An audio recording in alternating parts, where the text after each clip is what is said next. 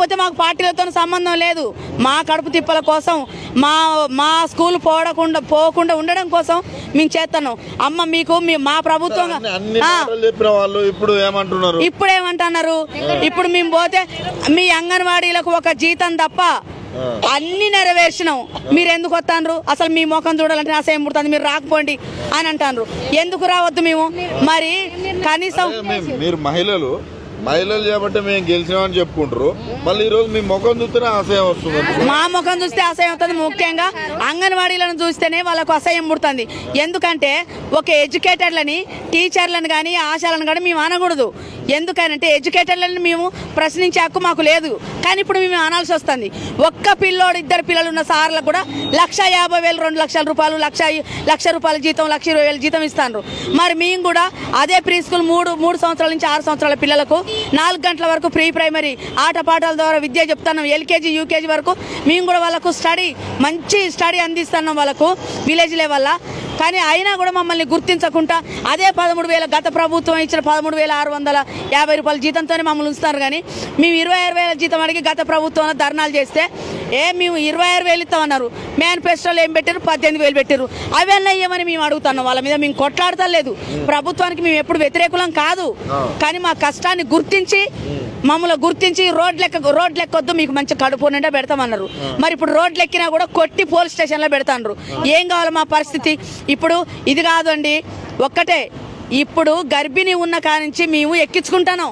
వాళ్ళకి ఇప్పుడు 1975 అక్టోబర్ 2 1975 సంవత్సరాల ఈ ఐసిడిఎస్ పుట్టింది.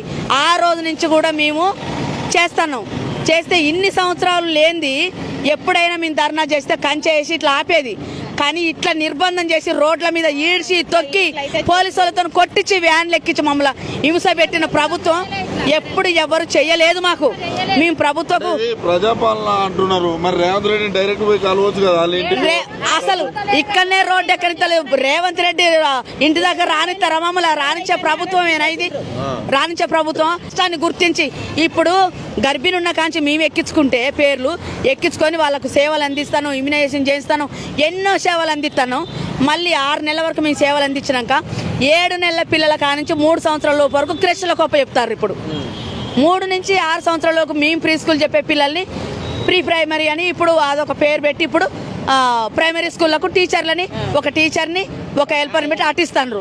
మరి ఇటు 6 నెలల నుంచి 3 సంవత్సరాల వాళ్ళని క్రెష్లకు ఇచ్చి 3 నుంచి 6 సంవత్సరాల వాళ్ళని టీచర్స్ వాళ్ళకు గవర్నమెంట్ స్కూళ్ళకి ఇస్తే మరి మేమేం కావాలి?